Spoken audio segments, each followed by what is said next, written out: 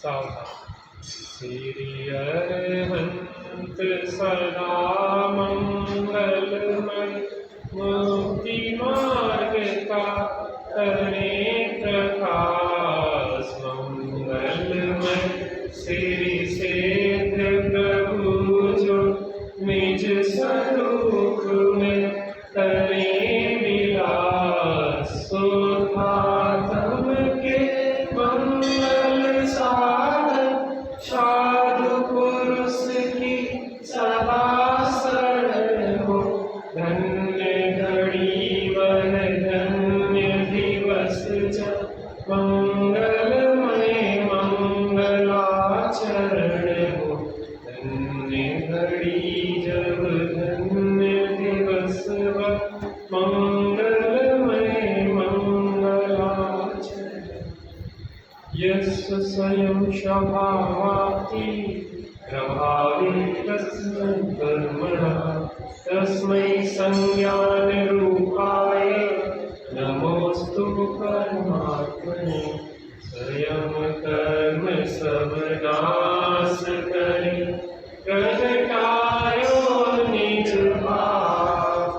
परमात्मन सर्वज्ञ को बंदो करि शुभ भाव, बंदो करि शुभ। श्री इष्टोपदेश जी ग्रंथ विराजमान है। इष्ट हमारा स्वरूप, इष्ट हमारे स्वरूप आश्रित प्रणति, स्वरूप आश्रित प्रणति के द्वारा प्राप्त इष्ट मोक्ष। जिस ग्रंथ के स्वाध्याय पठन मनन चिंतन और अनुभवन से, अर्थात इस ग्रंथ में जो शुद्धात्मा दर्शाया गया है, इसके श्रद्धा ज्ञान और उसमें स्थिरता से हमारे इस निराकुलता स्वरूप मोक्ष की प्राप्ति होती है।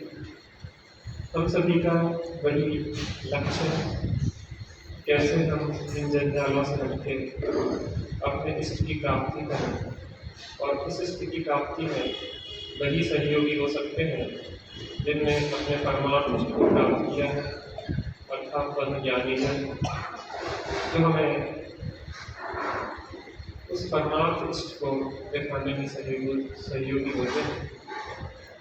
वैसे तो कोई दूसरे को कल्याण नहीं कर सकता, लेकिन इशारा किया जा सकता है। इशारे समझदार को कहते हैं, इशारे में पहचान जाता है और अपना कल्याण कर लेता है। अपन ने कल 37 और 38 श्लोक के माध्यम से चर्चा की थी। 37वें श्लोक में आचार्य ने अपनी तरफ से बात रखी थी, और 38वें श्लोक में उन्होंने हमारी तरफ से बात रखी।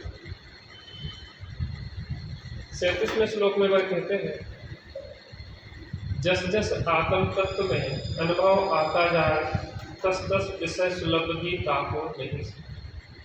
क्योंकि आचार्य स्वरूप में मग्न रहते हैं, स्वरूप में स्थिर रहते हैं, तो स्वरूप स्थिरता से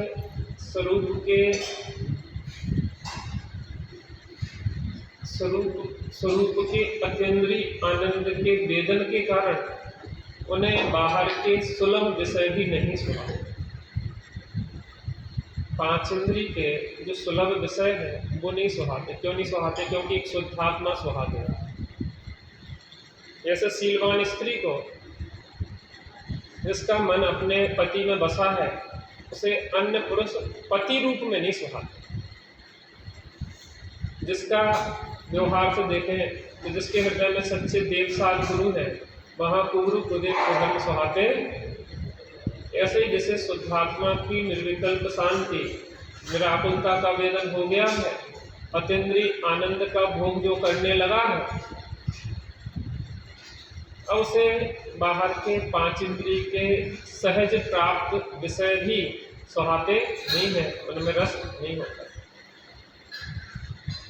लेकिन आचार्य ने तो यह श्लोक अपनी तरफ से लिख दिया, लेकिन फिर उसके बाद हम लोगों की याद आई है।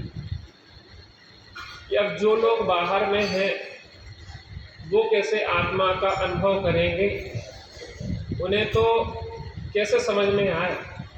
देखो,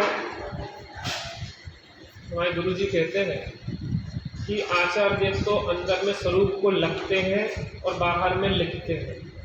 क्या कहा? अपने स्वरूप को अंदर में लगते हैं और बाहर में लिखते हैं। हम क्या करें? उनके लिखे हुए को पढ़ के अंदर में लख लें। क्या कहा? उनकी अंदर से बाहर की प्रोसेस है और हमारी बाहर से अंदर की प्रोसेस। तो जब आचार्य देव को हमारा स्मरण आया कि जीव कैसे अपना हित करेंगे, तो फिर हमने अगला श्लोक लिखा है, यथा यथा न रोचते, जैसे जैसे नहीं रुचता। क्या नहीं रुचता?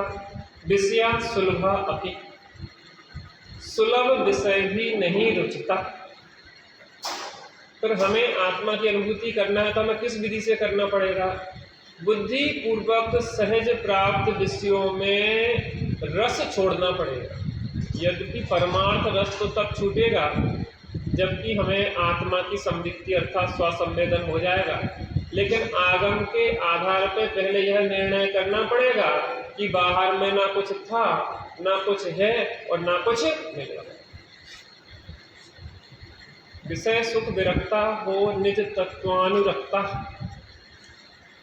विषय सुखों से विरक्त हो फिर निज तत्व की ओर अनुरक्त हो। तो हम जहाँ खड़े हैं तो आचार्य देव ने वह विधि बताई है, यथा यथा ना रोचते, जिसको अब रुचि नहीं रही, रस नहीं रही। काय के आधार पे? वास्तव में उसने सब देख लिया, सब देख लिया और कहीं सुख नहीं मिला। पांच इंद्रिय के भोगों को भोग भोग के सुखी होने का बहुत प्रयत्न किया, लेकिन हमें वहाँ पे सब खाली हाथ ही आए। आज तक कोई भी यह नहीं कह सकता कि हम सुखी हो गए।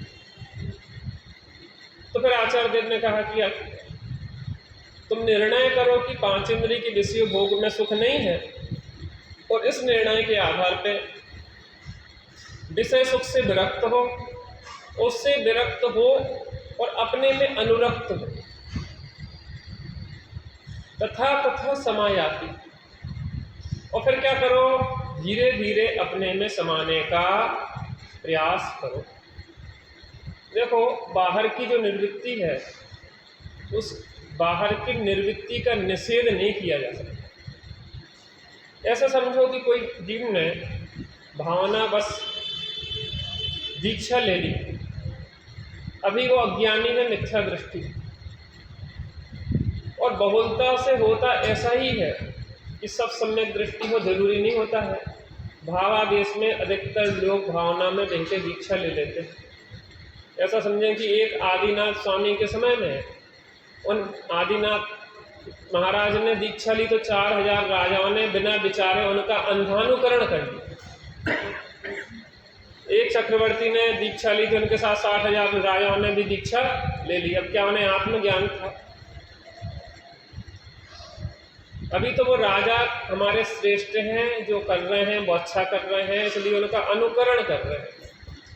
तो बाहर निर्वृत्ति का निषेध नहीं किया जा सकता। यद्यपि राजमार्ग तो यह है कि पहले सम्यक दर्शन हो और फिर बाहर में संयम अंगीकार हो, और तभी गुणस्थान चढ़ेगा, नहीं तो गुणस्थान तो पहला ही रहेगा।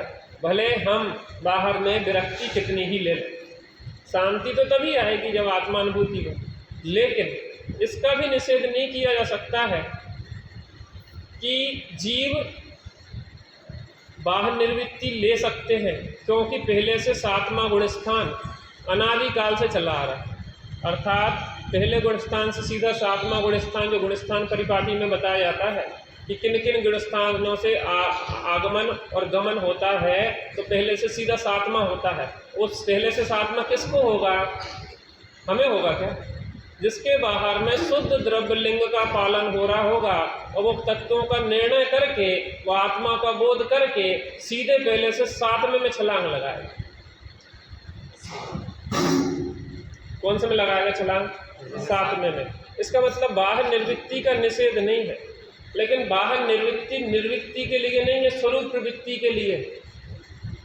अब आपके पास समय है ना, तो अब सामाजिक कार्यों प्रपंचों में उलझने की जरूरत नहीं है। अब तो आपको विशुद्ध आत्म कल्याण का कार्य, अब आपके पास पर्याप्त समय है। अभी व्यापार धंधा के कारण हमारे पास समय नहीं थे, तो हम समय नहीं निकाल पाते थे तत्वों का निर्णय चिंतन अनुभवन के लिए। अब हमने तत्वों का निर्णय चिंतन अनुभवन के लिए पर्याप्त समय है। अब बैठ के आराम से धन लगाओ, तत्वों का खूब निर्णय करो, खूब धन लगा 24 घंटे, बस एक ही कार्य है। और ऐसे में आत्मानुभूति जल्दी सुलभ है। कैसे में? आत्मानुभूति और गहरी आत्मानुभूति सुलभ है, क्योंकि मोक्ष जाने के लिए नग्न दिगंबर मुद्रा ही चाहिए। हम चाहें कि वस्त्र सहित हम मोक्ष चले जाएं, ऐसी व्यवस्था।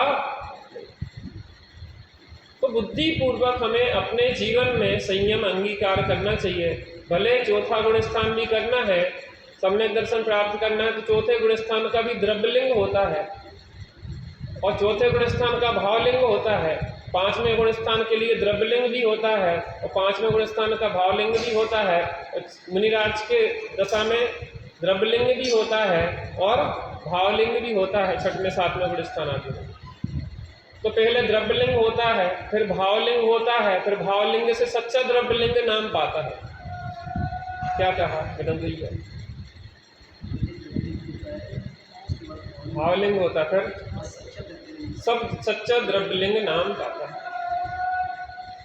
ऐसा समझो कि कंपनी ने अपने एक जार तैयार किया और जार को क्या किया कि उस पर लिखा शुगर। कंपनी में जब तैयार हो रहा था फैक्ट्री में, तभी उस पर शुगर लिख दिया गया।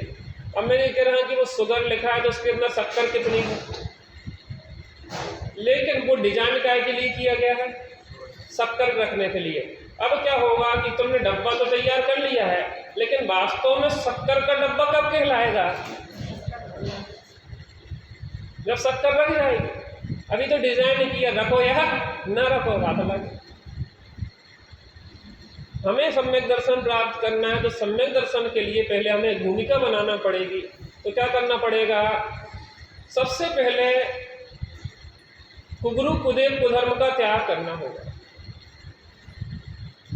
क्या करना पड़ेगा? कुगुरु कुदेव कुधर्म का त्याग करना पड़ेगा। कुगुरु कुदेव कुधर्म का त्याग करके सच्चे देव साधु का निर्णय करना होगा। किसका निर्णय?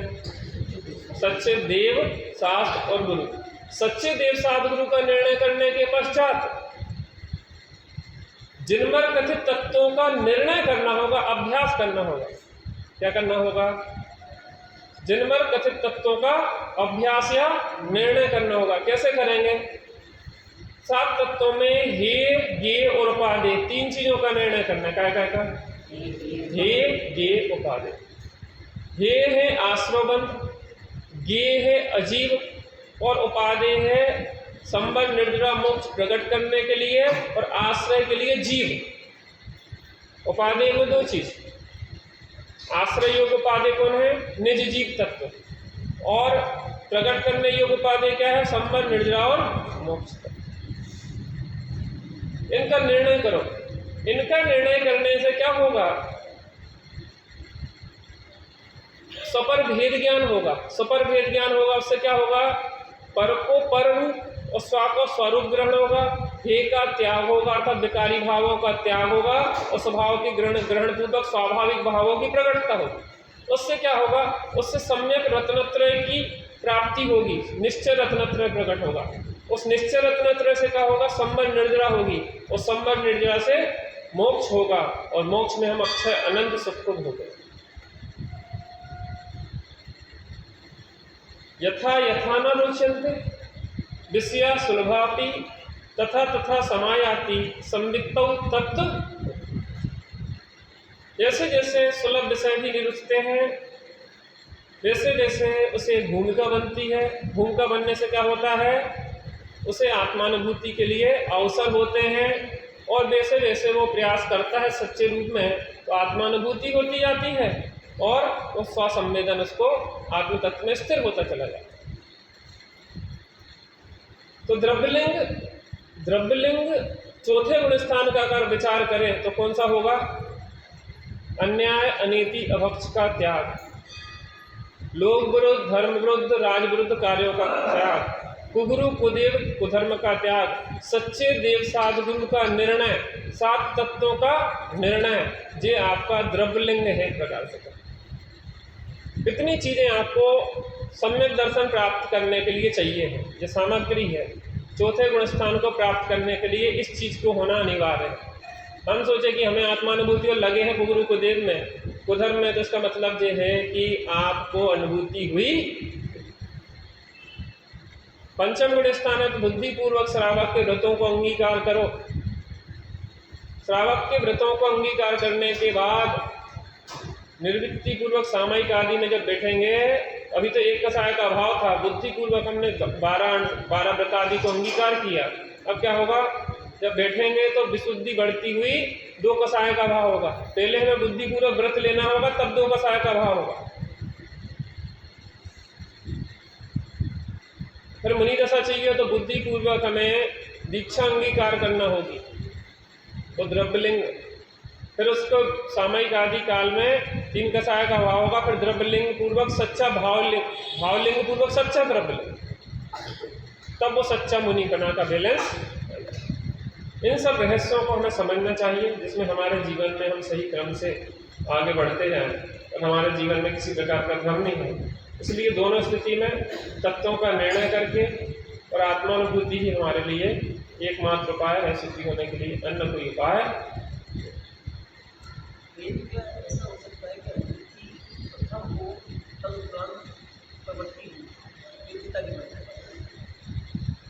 प्रवृत्ति कौन सी प्रवृत्ति कहना चाह रहे हैं? किस रूप प्रवृत्ति? देखो, चौथा गुण स्थान प्राप्त करना है तो चौथे गुण स्थान के लिए जो सामग्री बताई, गुरु कुदेव कुधर्म का त्याग, सच्चे देव साधुगुरु का निर्णय, 7 तत्वों का निर्णय, ये तो पहले चाहिए। तुम सोचो कि बाद में निर्णय हो जाएगा, पहले अनुभूति हो जाए, तो ऐसा होता नहीं। हाँ, बात यह हो सकती है भाव भासना हो जाए, शब्दात्मक नहीं हो, भावात्मक अनुभूति हो जाए, भावात्मक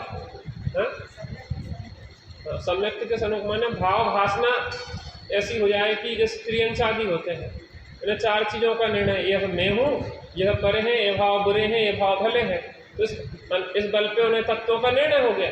और वास्तव में 7 तत्वों के निर्णय में देव और गुरु का भी निर्णय होता है। जब संबंध निर्जरा होना उपाधि दिखी तो गुरु का निर्णय हो गया, तो मोक्ष उपाधि दिखा तो देव का निर्णय हो गया। वो निराकुलतामय दशा उपाधि हुई ना, तो निराकुलतामय दशा को प्राप्त जो है वो उपाधि स्वयं हो गए, उनके प्रति भक्ति सहज आ गई। और जो राग देश आदि मल से मलिन है उनके प्रति हेता सहज हो गई। ठीक है ना?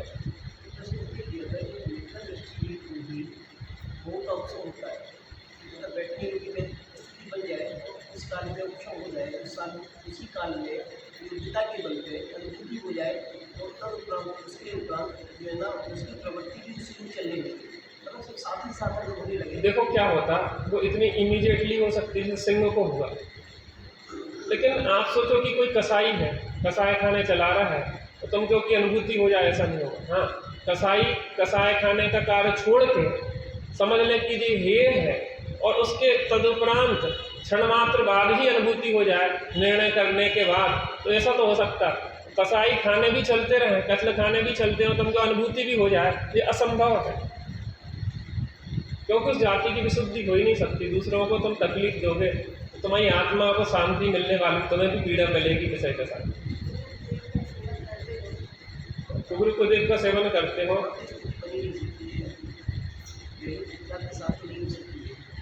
मिथ्यात्व छूटेगा कब? जब सही निर्णय होगा तब देव साधुगुरु तत्वों का, तभी तो छूटेगा। बिना जीवन के परिमार्जन के अनंतानमंदी कब जाएगी? जब जीवन में विशुद्धि होगी। अन्यानीति अभक्ष लोक विरुद्ध धर्म विरुद्ध राज विरुद्ध कार्यों के त्याग से अनंतानमंदी गलती है और तत्वों के निर्णय से मिथ्यात्व गलता है। अब दोनों इक्वल चल रहे हैं, एक साथ दोनों गलते एक दिन स्थिति आती स्वरूप अनुभव से दोनों टल जाते हैं। पहले गलते हैं फिर टलते हैं, जैसे पहले मेल गलता है फिर मेल टल जाता है।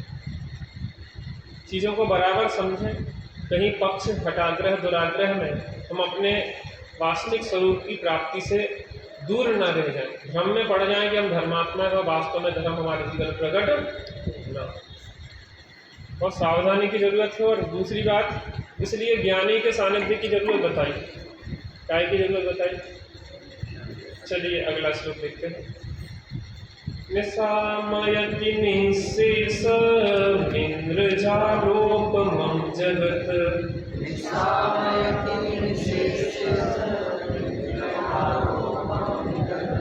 स्पृहत्यात्मलाभाय गत्यान्यत्रानुतप्यते।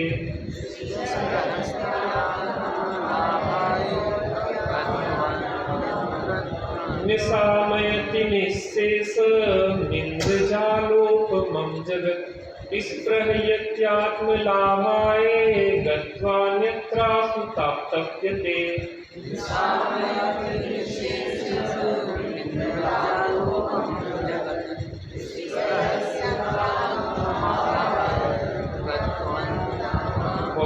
एक साथ बोलते हैं। निसामयति निःशेष इंद्रजालोपमं जगत् स्पृहयत्यात्मलाभाय गत्वान्यत्रानुतप्यते। पद्यानुवाद बोलेंगे एक साथ। इंद्रजाल समदेव जग निज अनुभव रुचिला अन्य विषय में जात यदि तो मन में पछता।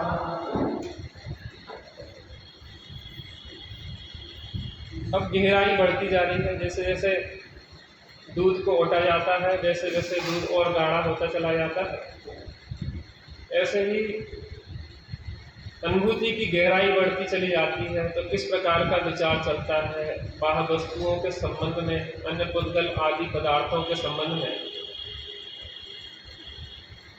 निःशेषम, जब समस्त जगत संसार इंद्रजालोपमं, इंद्रजाल की तरह निसार, इंद्रजाल की तरह निस्सार, निसामयति दिखाई देने लगता है, तब आत्म लाभाय, आत्म स्वरूप पाने के लिए स्पृहयति इच्छा करता है। उस समय यदि अन्यत्र आत्मा से भिन्न अन्य पदार्थों में गत्वा अर्थात जाकर अनुतप्यते, संतप्त व्याकुल होता है। जब संसार इंद्रजाल की तरह निसार दिखाई देने लगता है, तब आत्मस्वरूप पाने के लिए इच्छा करता है। उस समय यदि अन्यत्र आत्मा से भिन्न अन्य पदार्थों में जाकर संतप्त व्याकुल होता है, अनुतप्यते माने तप्तायमान हो जाता है, आकुलित हो जाता है। जब संसार इंद्रजाल की तरह निस्सार दिखाई देने लगता है। इंद्रजाल जानते हैं आपको क्या कहलाता है? इंद्रजाल, इंद्रधनुष और इंद्रजाल में अंतर है कि एक ही? यहाँ दोनों अर्थ लिए जा सकते हैं। इंद्रधनुष जैसे क्षणिक है, अभी दिखता है और अभी विलीन हो जाता है। ऐसे बाहर में जो पुद्गल के स्कंद है, जो पर्याय हैं, ये क्षणिक हैं, अभी उत्पन्न होती है और अभी विनाश को प्राप्त हो जाती है। यह पर्याय शाश्वत रहने वाली नहीं।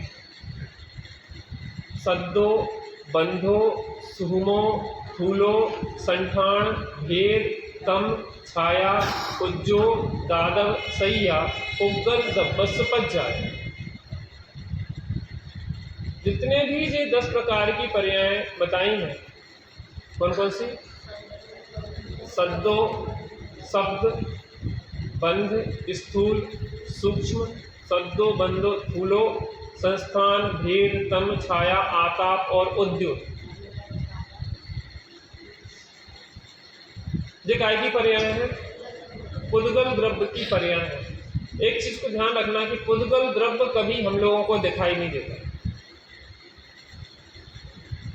अर्थात कोई भी द्रव्य हमें 5 इंद्रिय का विषय नहीं है। कोई भी द्रव्य, 6 द्रव्यों में से एक भी द्रव्य हमारी 5 इंद्रिय का विषय नहीं है।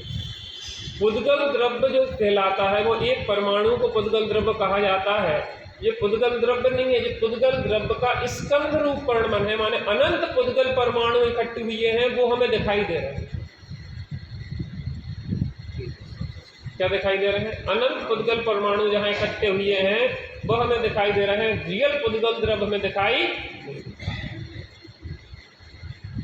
तो यह कह रहे हैं कि इंद्रजाल सम दिखे, तो इंद्रजाल के दो अर्थ हैं, लेकिन पहले इंद्रधनुष के परिप्रेक्ष्य में देख लें। जैसे इंद्रधनुष क्षणिक दिखाई देता है, ऐसी पुद्गल द्रव्य की पर्याय भी क्षणिक हैं, अभी हैं और अभी नष्ट हो गई। अपन ने दृष्टांत लिया था सनत कुमार चक्रवर्ती के बारे में कि कुछ क्षण पहले जो रूप था एक क्षण बाद ही वह विकृत हो गया। आपको लगता है कि दीवाल ज्यों की त्यों है, लेकिन मैं ये कह रहा कि हर समय दीवाल क्षरण को प्राप्त हो रही है। इसमें इतने अनंत पुद्गल परमाणु आ रहे हैं और जा रहे हैं, आ रहे हैं और जा रहे हैं, परिवर्तन हो रहा है। आपको लग रहा है कि चीज़ तो वही है। मैं ये पूछ रहा हूँ कि जब वही है तो 10 साल 20 साल बाद ये गल क्यों जाती है, घुन क्यों जाती है, खराब क्यों हो जाती है? इसका मतलब ये है कि 10 साल में खराब हुई कि हर समय खराब, वो गलन हो रहा था उसमें। समझ में आ रहा कि नहीं आ रहा है? तो जो सब इंद्रजाल समान है, जो दिखे वो सब ही क्षण भंगुर, जो भी संसार में दिखाई देता वो सब क्षण भंगुर है। जब सब क्षण भंगुर है तो सब क्षण भंगुर है, लेकिन एक तत्व जो है मैं हूँ वो कैसा हूँ? शाश्वत है। बाहर का सब पदार्थ परिवार पुद्गल की पर्याय क्षण भंगुर हैं, लेकिन मैं कैसा हूँ? शाश्वत तत्व। तो मैं क्षण भंगुर का आकर्षण क्यों रखूं? अपने शाश्वत तत्व की ओर क्यों ना देखूं? किसकी ओर देखूं? अपने शाश्वत तत्व। तो बाहर में जो भी आकर्षण है हमारा, जब हमें पता पड़ेगा कि ये इंद्रधनुष की तरह बिलाने वाला है, तो बड़े बड़े मकान, बड़े बड़े कपड़े अच्छे और बड़ी गाड़ियां और ये सब क्या है? इंद्रधनुष की तरह अभी है और अभी बिलाने वाले हैं। तो इसके आकर्षण में अपने जीवन को क्यों खराब करें? आजकल आदमी ऑनलाइन शॉपिंग बहुत करते रहते, रोज की रोज पार्सल पे पार्सल चले जाते। क्यों चले जाते? क्योंकि रोज रोज नई नई चीज़ें देखते हैं और नई नई चीज़ें देख के क्या करते हैं? आकर्षण होता जा रहा है। सामान ढेर लगा रखा हुआ है और 4 दिन बाद वो कबाड़ खाने में पहुंचने वाला है, ये भी पता है, यूजलेस है, फिर भी चीज़ों पे चीज़ें मंगाते रखते जाएंगे और बर्बाद होती जाएगी। पता है आपको एक एक वस्त्र को बनाने में कितनी हिंसा होती है, कितनी हिंसा होती है। एक एक चीज़ कोई भी तैयार होती है उसके पीछे कितनी हिंसा है, कितनी समय शक्ति लगती है, कितनी प्रकार की चीज़ों का दोहन होता है, ज़मीन से खनिज आदि पदार्थों का कितना निकालना होता है, किस प्रकार से प्रकृति पूरी अनबैलेंस होती है। और हम क्या कर रहे हैं कि बाहर के आकर्षण के कारण, और इंद्रजाल समान जो है, आज कपड़ा आया और दूसरे को पहना देख लिया, पता पड़ा कि जिस साड़ी को आपने मंगाया था, जिस सूट को आपने मंगाया था, वही बर्तन वाली पहन के आ गई। अब आप पहन पाएंगे कि नहीं पहन पाएंगे उस नए कपड़े को? बताओ उसका क्या होगा? उसने भी ऑनलाइन मंगाई। बात को समझ में आ रही कि नहीं आ रही? जो इंद्रजाल के समान माने इंद्रधनुष की तरह क्षणभंगुर है, इस क्षणभंगुर के चक्कर में हम अपने शाश्वत तत्व से दूर हो रहे हैं, हम उसकी अनुभूति से दूर हो रहे हैं। हमारे पास उसकी अनुभूति के लिए समय नहीं है, जिसकी संभाल में मेरा यह महंगा जीवन भूल जाता। जितना अधिक परिग्रह होगा उतनी संभाल करना पड़ेगी और उतनी संभाल में हमारा उपयोग का दुरुपयोग होगा। उपयोग उपयोगवान का है, उस उपयोगवान में न लग के इसकी संभाल में ही लगा रहेगा।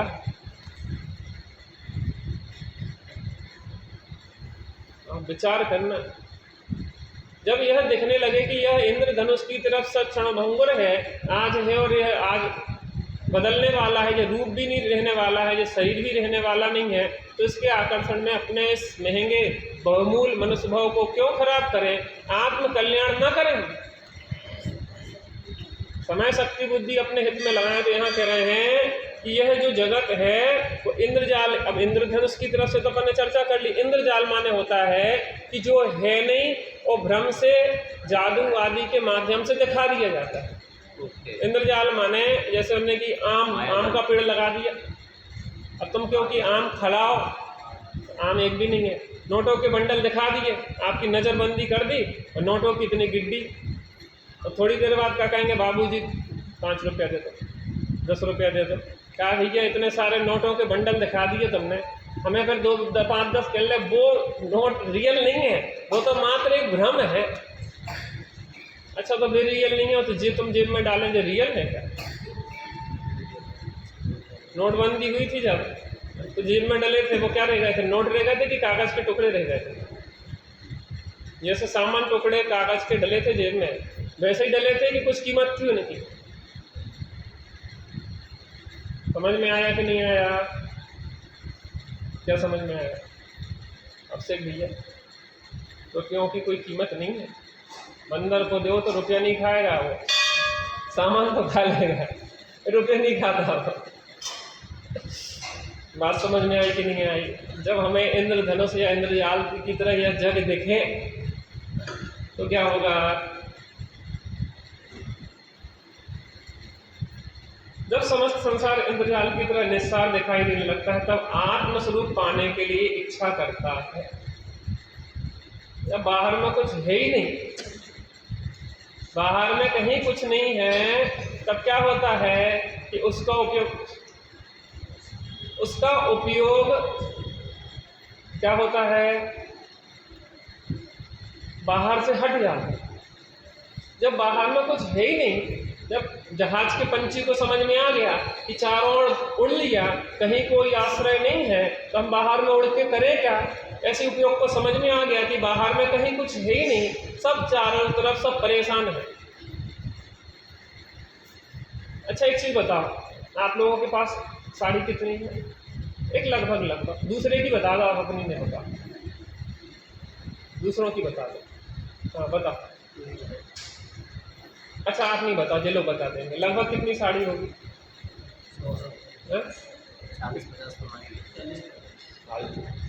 40-50। बदनामी करवाओगे सबके साथ। हाँ 100+ मान के चलो, चाची के लिए अनुभवी है, 100+ है आपके पास। जयललिता के पास कितनी? 10,000 थी लगभग मेरे ख्याल में। 10,000 साड़ियाँ, 1,000 सैंडलें, जूतियाँ थी, और कितने कितने हजार क्या क्या थे, सब कुछ था। जयललिता 10,000 में सुखी नहीं हो पाई, तो आप कितने में 100 में सुखी हो जाओगे? बताओ, समझ में आई कि नहीं आई? जब आपसे अधिक लेवल पे पहुंच के भी वो व्यक्ति सुखी नहीं हो पाया, तो सुखी नहीं, अभी तो और अधिक दुखी हो गया। क्या हो गया? और अधिक दुखी हो गया, तो आप अधिक दुखी होने की दौड़ में जा रहे हो। अरे हमारी आदर्श तो वो माता जी हैं कि जिन एक वस्त्र, अखंड वस्त्र ही धारण करती हैं आरिकाएं, और हम कहते हैं जय जयकार उनकी, और काम करते हैं उनसे उल्टा। हमें तो सोचना चाहिए कि न्यूनतम जितने में काम चल सके। अच्छा कम से कम कितनी साड़ी में काम चल सकता है? 2 ज़्यादा, 2 कम से कम 2 में, एक 2 के डाल दी, 2 सेट हो उतने पर्याप्त है। हमारे पास 2 हैं, एक अपने मंदिर के लिए और एक अपने जैसे सामान भोजन आदि के लिए, बाकी अपना कोई दिक्कत नहीं है, और एक आध इमरजेंसी को रखना। चलो 3 तक की छूट दे दें। कितने लोग हैं कि 3 में काम चला लेंगे? निशा भाभी,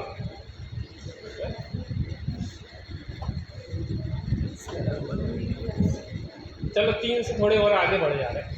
5 तक में कितने लोग राजी? 5 में काम चला रहे? 5 में भी, जैसा अभी के 5 में भी काम चले। अच्छा कितने कम से कम में काम चल सकता है? आप ही बताओ, हिसाब किताब लगा लो। कितने? 25। चलो कोई बात नहीं, 25 में काम चल जाएगा। 25 का नियम ले लो सब लोग आज।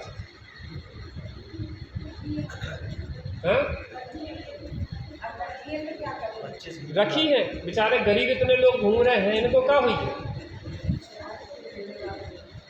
नहीं ले तो आप कहाँ खरीदी बाजार से? आप तो लेने वाली हो ना, बाजार से पैसा दे के ले रहे, दूसरों फ्री में नहीं ले रहे। आप सोचो, दूसरा फ्री में नहीं ले रहा आपकी महंगी साड़ी, और आप पैसा दे के साड़ी ले रहे हो, 4 दिन बाद उसकी वो बदलने वाली है फैशन। चलो इतना कर लो कि 1 साल तक नए कपड़े नहीं खरीदेंगे। अभी बहुत है ना पर्याप्त। कितने लोग ऐसा नियम ले रहे हैं कि 1 साल तक नए कपड़े नहीं ले रहे। चलो निशा भाभी तो साथ में है। हाँ चलो, क्या नाम? श्वेता, क्या नाम? स्वाति। हाँ स्वाति। 1 साल तक नए कपड़े नहीं खरीदेंगे, बहुत बढ़िया। और बाकी लोग खरीदेंगे, बूढ़े बूढ़े लोग। आप लोग तो कम से कम ले लो पीछे वाले। पता बहुत निर्भर हो जाओगे। फिर जिज्जी कहेंगे कि जिज्जी चलो तो ना कब हमारा कपड़ा लिखवा दो, कल हमारा तो खरीदवे को भी कहाँ त्याग और खरीदवावे को भी त्याग। तत्काल अनुमोदन में तुम कितनी समस्या से बच जाओगे। तो समझ में आ रहा आपको कि नहीं आ रहा? इंद्रजाल समान चीज़ों के चक्कर में अपने बहुमूल्य जीवन को क्यों खो रहे हैं, समझ में आ रहा है भाई? क्रांतिकारी कुछ अंतरंग क्रांति हो जाए। बाहर की क्रांति तो खुद दिखाई, कोनों को सुधार नहीं हो बाहर में, बस अपने सुधार हो सके। ठीक हो, हम सुधरेंगे और जग सुधरेंगे। अगर हम सुधर गए तो कम से कम विश्व में एक तो सुधरा होगा, नहीं तो सब दूसरे को सुधारने के चक्कर में एक भी सुधर नहीं है। तो समझ में आ रहा आपको कि नहीं आ रहा? ये करने लायक है कि नहीं? चीज़ों को थोड़ा समझ लें, चीज़ों को बदले, थोड़ा जीवन का टेस्ट बदले, कुछ अंदर का रस लो।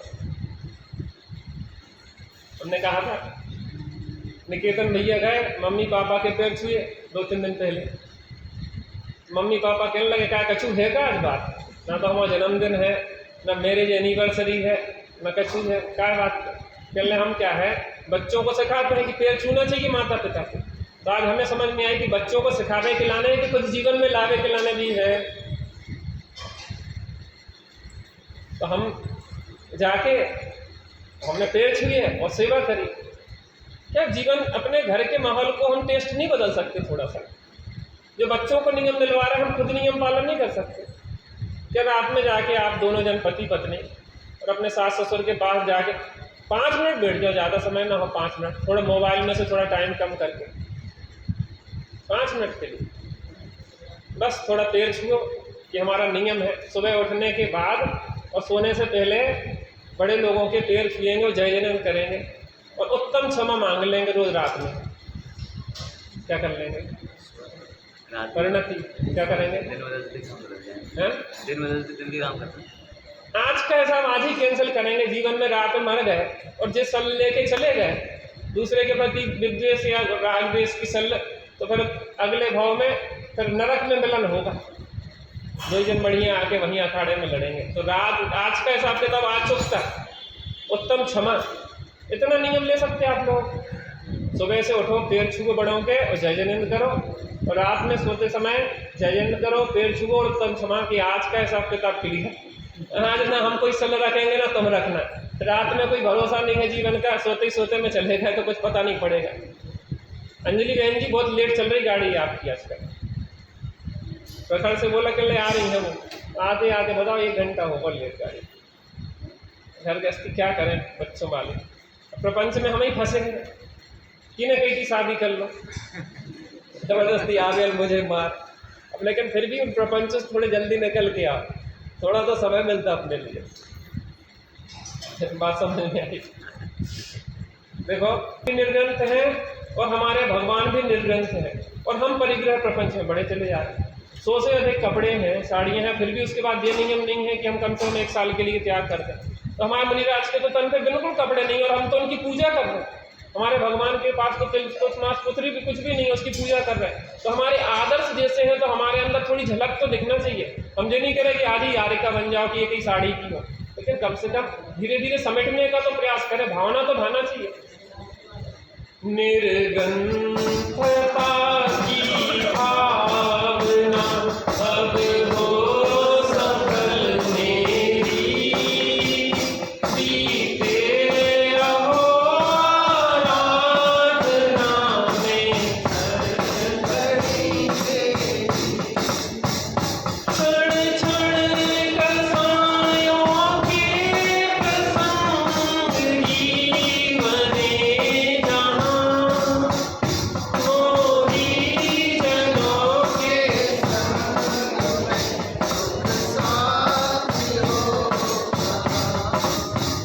जग संगति से तो बड़े दुखमय भ्रमण तेरी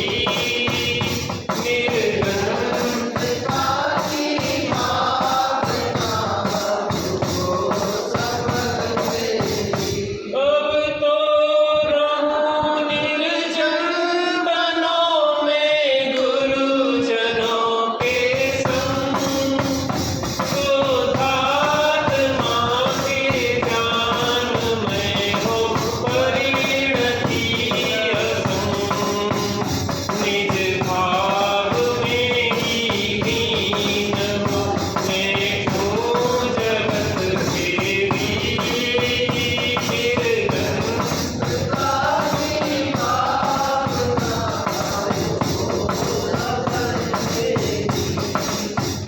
बीते अहो आराधना में हर घड़ी।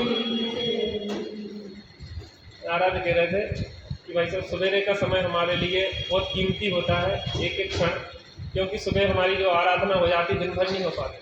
तो हमने कहा तुम्हारी आराधना जितनी सुबह होती है साधक की 24 घंटे होती है, क्योंकि 24 घंटे निर्लिप्ति है उसके भीतर। 24 घंटे वो सहज बहता रहता है, कहीं अनुबंध प्रतिबंध नहीं है, किसी का कोई एग्रीमेंट नहीं है, कोई कार्यक्रम नहीं है, कोई प्रोजेक्ट नहीं है, साधक तो बह रहा है। आगे का भी पता नहीं है कहाँ पहुँचेंगे, कहाँ विश्राम होगा, कहाँ क्या करेंगे, कोई नहीं है, वो बहता चला जा रहा है। और ऐसी बहती दशा में उपयोग कब अंतर में चला जाता है पता नहीं पड़ता। भोजन करते हुए भी, आहार निहार करते हुए भी, चलते हुए भी उपयोग एक क्षण को अंदर गया, बस आत्मा की अनुभूति। इतने निर्भर होके जिएंगे तो आत्मा की अनुभूति सहज होगी, और भारी होके जिएंगे तो आत्मा की अनुभूति दुर्लभ होगी। हमें क्या करना है? भार रखना है। जिसके सिर पे भार वे डूबे मझधार, और हम तो उतरे पार, और झोंक भार को भाड़ में। कहते भाड़ में जाओ, काय में जाओ? भाड़ में जाओ माने आदि में हम उस भार को जला देते हैं। उस एकत्व ममत्व कर्तृत्व भोक्तृत्व के भार को जब तक भाड़ में अर्थात आगी में नहीं झोंकेंगे, जीवन में शांति आने वाली। निर्भर होकर जियो, जहाँ जीते हैं मस्ती से जियो। यहाँ पे अगर हम शांति से मिलजुल के नहीं जी पाएंगे तो सिद्धालय में एक साथ कैसे रहेंगे? सिद्धालय में वही रहते कि जो यहाँ पे रहते हुए अन्य जीवों को शुद्ध समान देखते हैं और ऐसा व्यवहार करते हैं। जैसे पोरस ने कहा था सिकंदर ने पूछा कि तुम्हारे साथ कैसा व्यवहार करें? तो पोरस ने कहा था कि एक राजा जैसा दूसरे राजा के साथ व्यवहार करता है वैसा करो। जैसे एक सिद्ध दूसरे सिद्ध समान है तो समानता का व्यवहार करते हैं, तो कौन छोटा और कौन बड़ा, कौन पैसा वाला कौन छोटा, ये एक सहज व्यवहार होना चाहिए। ये लौकिक व्यवहार में छोटे बड़े की व्यवस्था है। पत्नी बीमार हो तो सेवा करना चाहिए कि नहीं करना चाहिए? पत्नी से सेवा कराई जाती कि सेवा करी भी जाती? करी भी जाती। समझ में आया कि नहीं? वो बेचारी इसी के लिए नहीं थोड़ी ना कि वो बेचारी गधा मजूरी ही करते रहे, तुम्हारी सेवा ही करते रहे, थक के आया तो भी तुम्हारी सेवा में लगी रहे। अरे वो बीमार है तो तुम भी सेवा कर दोगे तो तुम्हारा क्या जाएगा? वो भी एक भगवान आत्मा है, भावी सिद्ध है। जब इतने प्रेमपूर्ण आप रहेंगे तो पत्नी को आपके प्रति कितना सद्भावना होगी, आपके प्रति आदर होगा, उससे आप नीचे नहीं हो जाओगे। अरे सेवा कर पाओ ना कर पाओ, दो प्रेम के वचन तो बोल दो, टॉइंट तो ना कसो कम से कम। इन चीज़ों को पता हम स्वाध्यायी है तो हमारी जिम्मेदारी बढ़ जाती है। लोग क्या कहेंगे? भैया जी आई स्वाध्याय करके और देखो अब विजय से काम कर रहे, हम तक पहुंच जाती बात है। पंडित जी जो ही सिखाओ तुमने। जीवन में देखो अपन 5 मिनट के लिए अगर स्नान गृह में जाके स्नान करके आते तो एक फ्रेशनेस आ जाती ना, फ्रेश हो जाते। और स्वाध्याय में 1.5 घंटे ज्ञान गंगा में स्नान करके आए तो छोटी छोटी बातों में फिर जाके भी चिकलस करने लगे तो क्या याद है तुमने ज्ञान गंगा में स्नान कर। अब तो बड़ी बड़ी बातें भी कोई प्रभावित ना करे, तब है कि वास्तव में हाँ यार जिस स्वाध्याय का फल है, कल से हम भी चलेंगे बहू, सास क्या कहेगी, बहू हम भी चलेंगे, वास्तव में गजब की ज्ञान गंगा बह रही है, अच्छी शीतलता आ गई। समझ में आया कि नहीं आया विनोद भैया? विनोद भैया देखो ज्ञान गंगा में स्नान करके गए तो पूरा घर खिंचा चला आया है, पूरा घर खिंचा चला आया। सब लोगों की रुचि लग गई। क्यों? क्योंकि इनके जीवन में परिवर्तन देखा तो लोगों को लगा कि यार गजब है, जितने आकर्षित है तो बात कितनी अच्छी होगी। हमारा जीवन दूसरों को एक मैग्नेटिक पावर हो कि वो खींच चुंबकीय आकर्षण हो हमारे जीवन से, यार इसके साथ थोड़ा समय बिताना चाहिए, कितना मस्ती में रहता, हम तो परेशान हैं। समझ में आया? हाँ जी कि ना जी? बच्चों तक को समझ में आया, वो नहीं है बिटिया, वो कहते समझ में आ गया।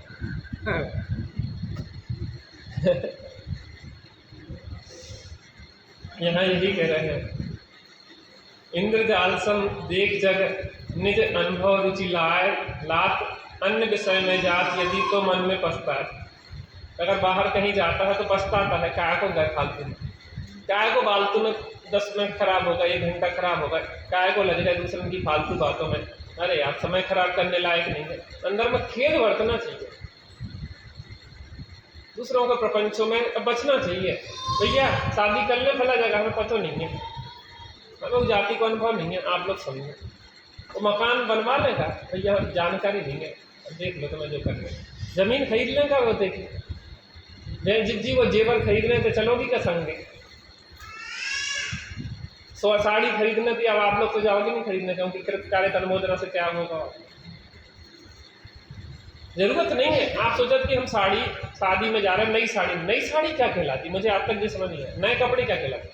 और जो तुम्हारे कपड़े हैं वो बढ़िया लग रहा है, और जो नए खरीदे बेझागर हिल्ली जैसे, वे और खराब लग रहा है कि तुम्हारे पास अच्छे थे, वो नए के चक्कर में उनको पहनेंगे जो भी सबसे खराब लग रहा है। तुम्हारे पास जो रखे वो सदा नए हैं ना, जब पहन लो तब ना। और शालीनता के जो भी वस्त्र हैं वे सब अच्छे लगते हैं, और अश्लीलता के जो वस्त्र हैं वो हमेशा बुरे लगते हैं, नए हो चाहे पुराने। ओल्ड इज गोल्ड नहीं होता, मिथ्या तो सबसे ओल्ड है, लेकिन वो गोल्ड थोड़ी ना होती है। पुरानी मान्यताएं जो हैं चली आ रही हैं रूढ़ी की, जो ओल्ड मान्यताएं जो क्या है, कूड़ा करकट है, तुम उसको गोल्ड समझ के ना संजोए रखना, उन मान्यताओं को तो आगी में जला देना व्यर्थ। दुनिया में वातावरण बहुत गंदा कर लिया हम लोगों ने। हम चाहते कि जसवंत नगर के लोगों को एक बढ़िया बाहर से वो बनवा दे दीवार की, बाहर के लोग अंदर नहीं है, अंदर के बाहर में जाए, अपनी मस्ती में जिए बस। यहाँ के लोग यहीं पे रहें बढ़िया, और वहाँ का कूड़ा करकट अंदर ना आ पाए, नो एंट्री। वायरस जैसे वो हो गया था ना, कोरोना वायरस, तो अपन लोगों ने क्या किया था, सब बंद कर दिए सील। तो हम यहाँ सील करवा दें, बाहर की सील नहीं, आपको नियम प्रतिज्ञाओं की सील में ऐसे बांध दें कि आपको विकृति आपके मन में प्रवेश ही, भैया हमारा तो नियम है, अब नियम है तो फिर कोई कुछ नहीं कहता। कोई आपसे बहुत करा भैया रात में दूध पी लो, तो आप कछु नहीं कहो, नहीं पीने नहीं है, तो वो बहुत जोर करे, वो क्या हमारा तो त्याग है, पर क्या कहेगा, त्याग है तो क्या कहेगा। ऐसी साड़ी लेने का, लिवाने का, और हर प्रकार से कृतकार्य अनुमोदना से त्याग है तो आपका क्या होगा।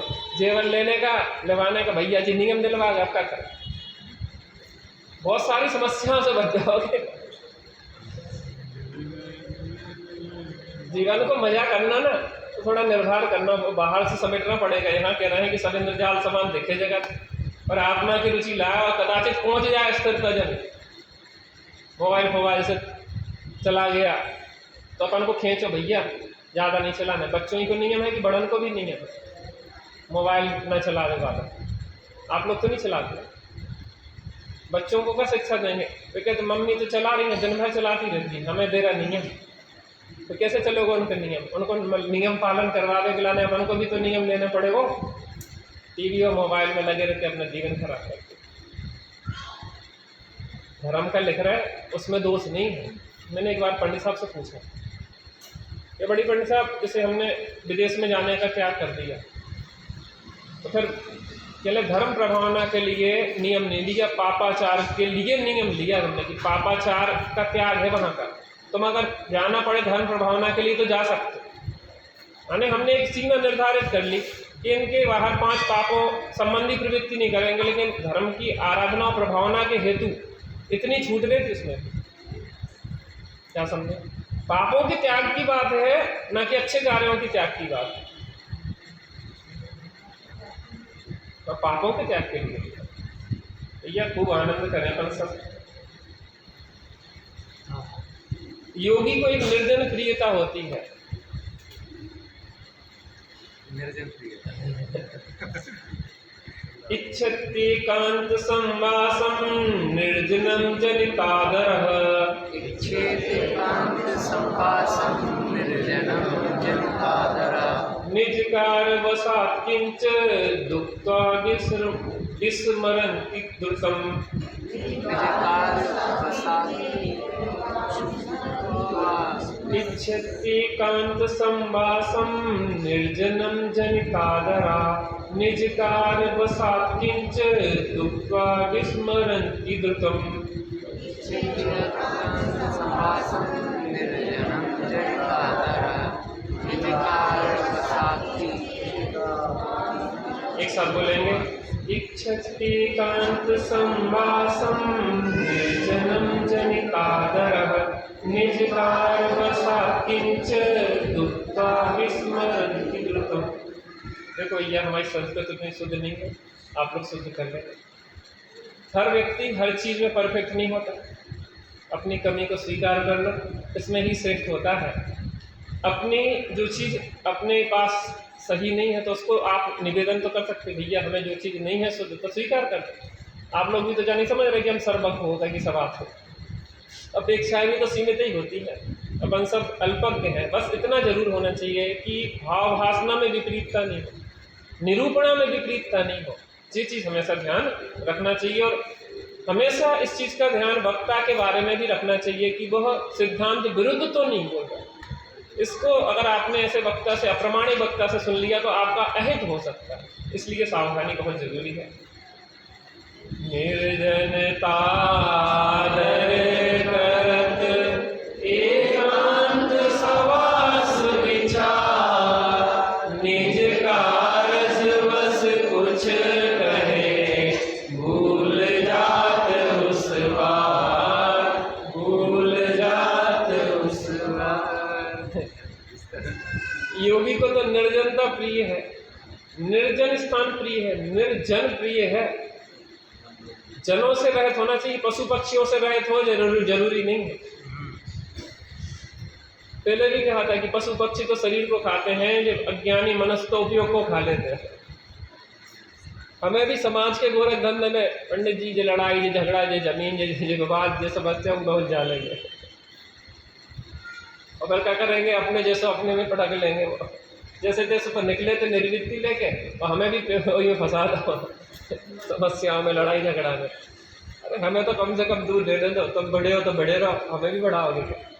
इसलिए मुनिराज तो क्या करते हैं, मौनपूर्वक जंगल से आते हैं, मौनपूर्वक आहार लेते हैं और मौनपूर्वक ही चले जाते हैं। ना बात करेंगे, ना उलझेंगे, ना बोलो, ना विभूचो। बुंदेलखंड में कहावत। निर्जनम, निर्जन स्थान जनितादरः, जिसे अच्छा प्रतीत होता है ऐसा अनुभवी पुरुष एकांत संवासम इच्छति, एकांत में रहना चाहता है। निज कार्यवशात, अपने कार्यवश से किंचित उक्त्वा, कुछ कह करके द्रुतम शीघ्र विस्मरन्ति, भूल जाता है।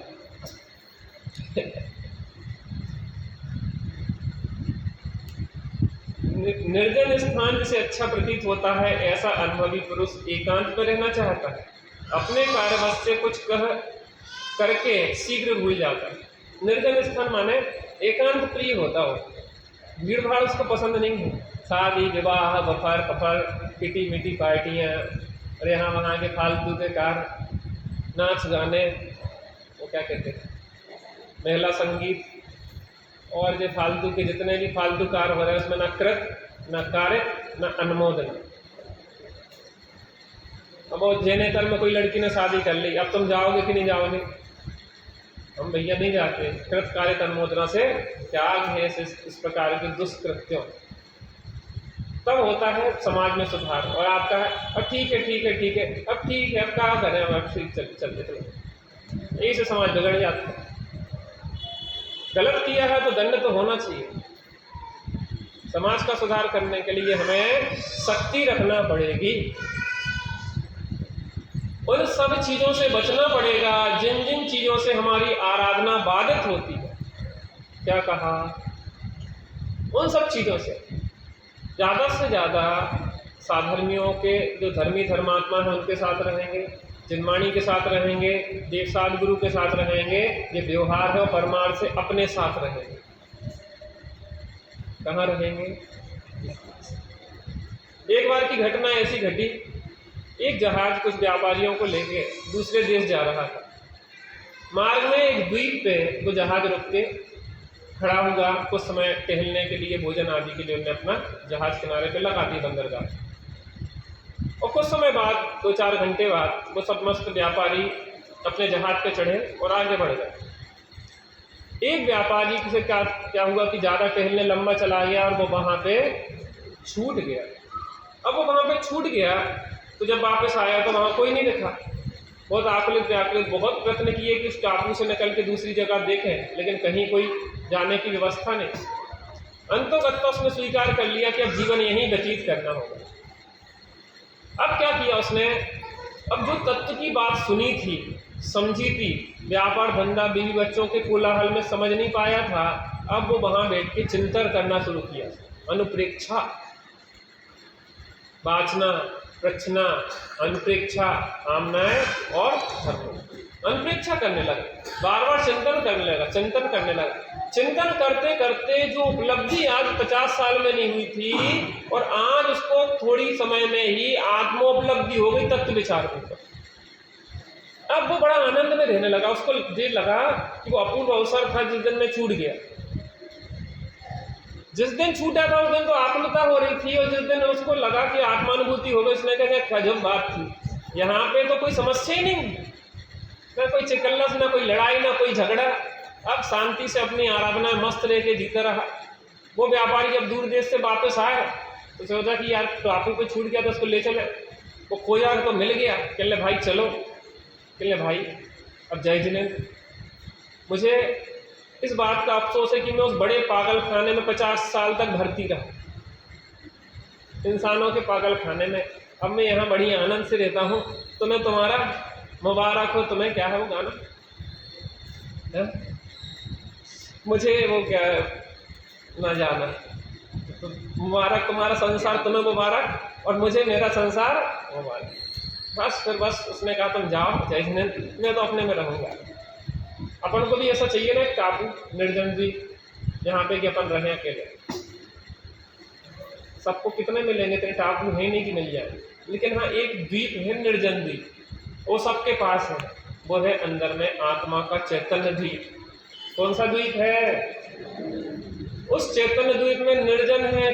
जब तुम प्रवेश करोगे तो वहां कोई जन दिखाई नहीं देंगे, वहां पे कोई राग द्वेष की आकुलता दिखाई नहीं देगी, बाहर के द्रव्य कर्म, नो कर्म, भाव कर्म दिखाई नहीं देंगे। वहां पे तो एक शुद्ध चैतन्य की अनुभूति दिखाई देगी। यहाँ कह रहे हैं कि वह ज्ञानी निर्जनता का आदर करता है और एकांत में रहना चाहता है, और अगर अपने कार्यवश कभी कुछ कह देता है तो शीघ्र भूल जाता है। महाराज क्या कही थी आपने? भूल गए। वो ध्यान रखे, तत्काल कोई बात याद आई, कोई उपदेश दे दो, समझा दो, और तुम बाद में पूछो तो हिसाब किताब रखा के रखेगा। तुम तब समझ लो तो समझ लो, ये तो हम तो क्या बात है। देखो बच्चों को लेके सब माएँ बैठी हैं। बहुत कम दुर्लभ लोग हैं जो आप लोग यहाँ पे बैठे हो। इतने पंचम काल में ये एक बहुत बड़ा आश्चर्य है कि इतनी नई युवा पीढ़ी, बच्चों वाली माएँ भी यहाँ बैठी। कोई बात नहीं, बच्चे बच्ची हम पता है, लेकिन फिर भी हम तो इसलिए कह देते कि अपने को और अच्छा बच्चों को बनाना है। चलिए थोड़ी देर बैठते हैं अपने चैतन्य दीप में।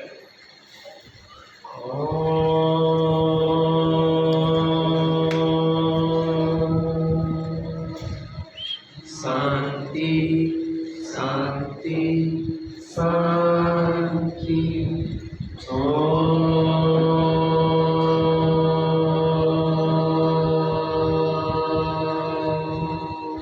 शांति शांति शांति।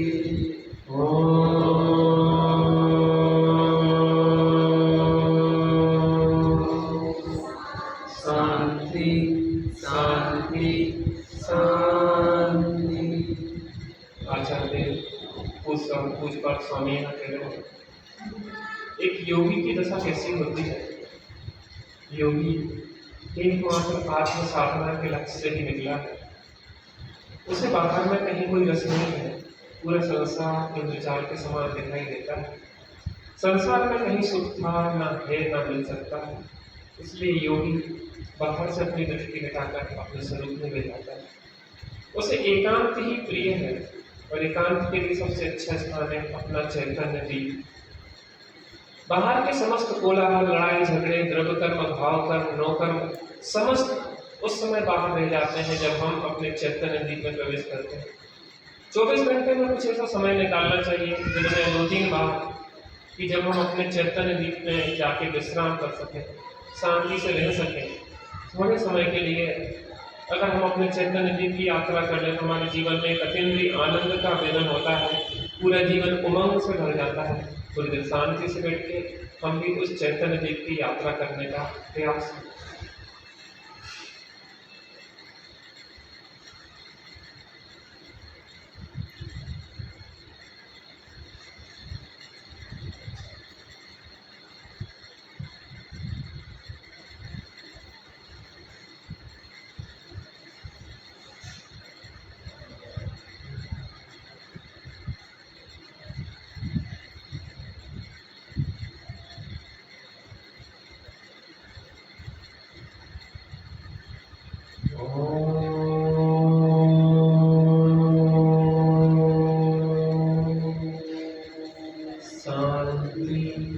शांति शांति ओम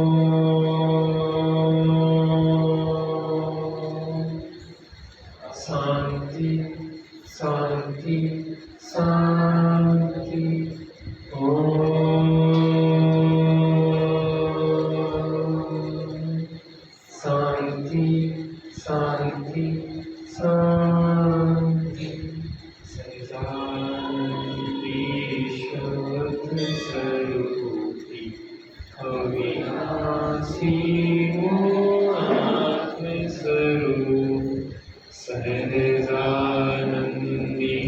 शुद्ध स्वरूपी अविनाशी आत्मस्वरूप सहजानंदी शुद्ध स्वरूपी अविनाशी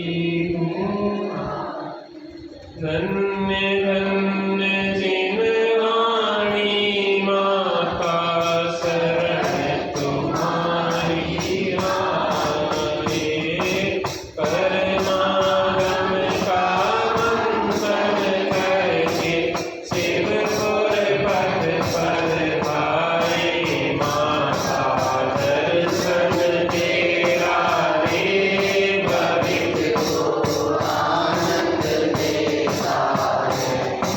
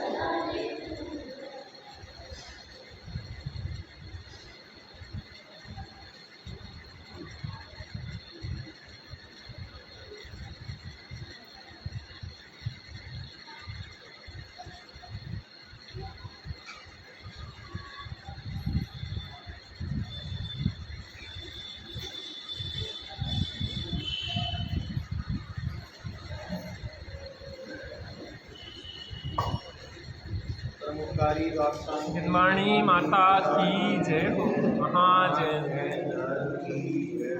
राशन नायक श्री